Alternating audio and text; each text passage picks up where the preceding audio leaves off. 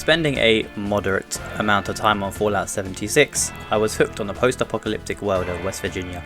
However, after only a short amount of time, I decided to go play a Bethesda game with somewhat of an actual story. I decided to return to Fallout 4, over 5 years after first playing it, but this time I came equipped with all the DLC in order to experience some new content.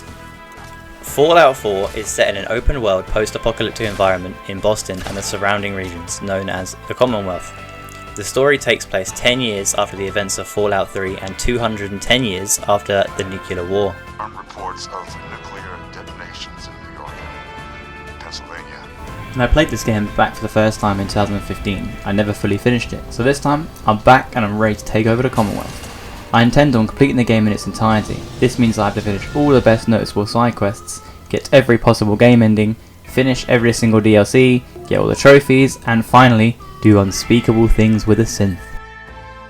As an absolute pro Wastelander, I decided to make this playthrough a little bit more of a challenge for myself by playing through on very hard difficulty.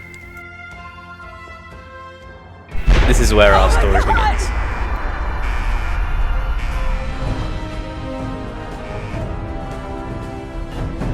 So I decided that I'm going to play melee spec and dump most of my points into strength and intelligence for that sweet extra XP boost.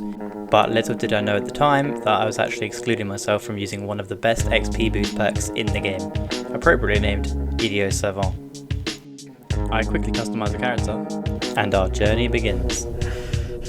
The game begins with us running to Vault 111, where we are cryogenically frozen, only to be awoken years later to watch our child get kidnapped and wife get slaughtered. After leaving Vault 111, I'm reunited with Codsworth, who informs me that I've been frozen for a very long time. He directs me to a nearby town to start the hunt for my baby boy Sean. On my way to Concord, I pick up Dogmeat and decide to bring him along for the adventure. You wanna come with me, pal? When I arrive, I immediately charge in, totally forgetting that I'm playing on very high difficulty. I then create a quick save, mere seconds before I get absolutely rinsed, creating an infinite death loop and forcing me to load back to an old save. Oh, what the fuck? I make it back, this time killing the raiders with a little bit more finesse. And eventually I meet Preston for the first time, but little did I know what I was letting myself in for. I see a poor gentleman getting held up in the distance and proceed to blindly rescue him like the hero I am, only to be compensated with 15 measly caps. So I decide to give him a little bit of a smack with my lead pipe, not before Dogmeat decides that a mere smack wasn't punishment enough. On my way to Diamond City, I receive word that some people need help killing an infestation of ghouls. So I turn up and almost get instantly one-shotted within an inch of my life by this ghoul. After not saving for the last 15 minutes, I decided it's probably best if I just hid and let the Brotherhood take care of this one. Apparently my acts of cowardice didn't go unnoticed, as straight away Paladin Dance thanks me for watching. I continue on with my journey, and finally arrive at the gates of Diamond City. I see a poor damsel in distress. We agree to collude, and the mayor agrees to let us in. I just got here, but yeah. I decide to stay on his good side, as I was not prepared to simp for this random girl. Newspapers just like to stir up trouble. Oh, I didn't mean to bring you into this argument, good sir. I finally arrive at Diamond City. Nick Valentine. Thanks. I'm informed that a man named Valentine might actually be able to help me find my son, but unfortunately, he's gone missing while working on a case. And if I wanted his help, I'd have to go save him. I'll find Like the warrior I am, I blindly agreed to go rescue him and hop to it with a spring in my step. I was determined to bring Nick home, no matter what. On my way, I stumble across this quaint little pond.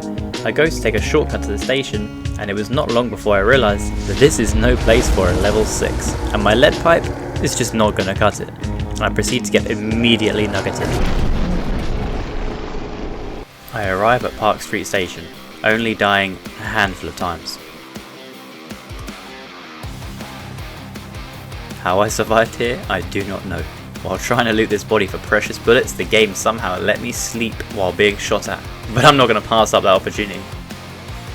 I finally enter the vault and begin my hunt to reach a Valentine.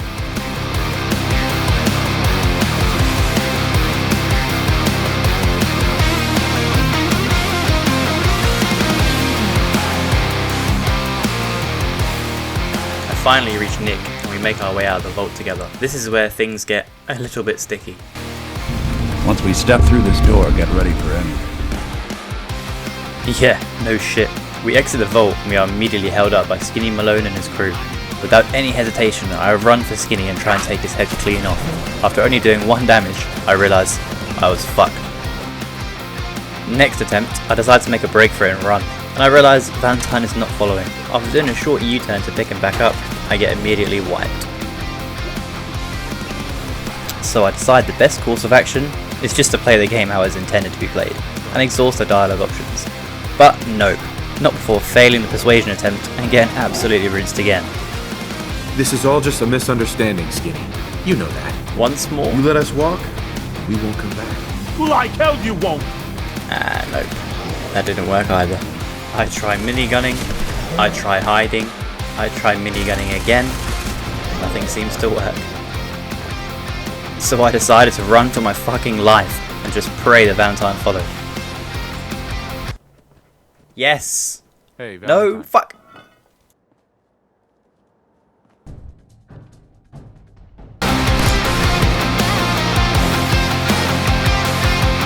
After that absolute shit show, I decided to lay off the main quest and do some side quests to level up a little, which led me back to Principal Corner by ghouls and repeatedly violated. This leads on to my next main quest, finding Kellogg. After Nick and I arrive back to Diamond City, I describe Sean's killer and he tells me that he thinks he might know who that is. We begin our hunt across the Commonwealth with our trusty sniffer dog. Eventually we are led to a fort where Kellogg is held up. After wiping out the synths protecting him, we eventually come face to face with our wife's killer. I don't even give him a chance to explain and immediately open fire. After beheading him, I decide to take a few chunks of his brain as a souvenir for my troubles. Upon exiting the fort, we see the Bridwin for the first time. This signifies the end of Act 1 in the main story, but it's only now at this point that I realise I've just played through the entire Act 1 without wearing any armour. This brings us to our next quest, the Automatron DLC. This DLC begins with us receiving a distress call mentioning that they're under attack.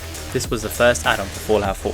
While only a small add-on, it came with a handful of new things. The most noticeable is the addition of robot companions that are fully customizable, as well as one of the best armor sets in the game. I'm not gonna lie, there isn't much exciting footage for this DLC, so I'll just give you a quick overview. You rescue Ada and learn about the Mechanist.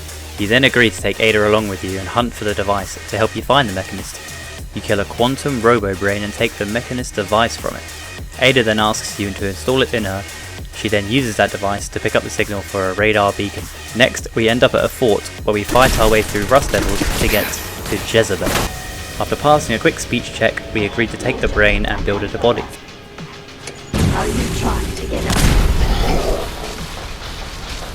She then tells you the location of the Mechanist's lair. You fight your way through the lair where you eventually come face to face with the Mechanist. Here you have two choices, either kill the Mechanist or pass a few dialogue checks to get the Mechanist's armor set. I personally chose to kill her. You also get a new base and complete the final quest line.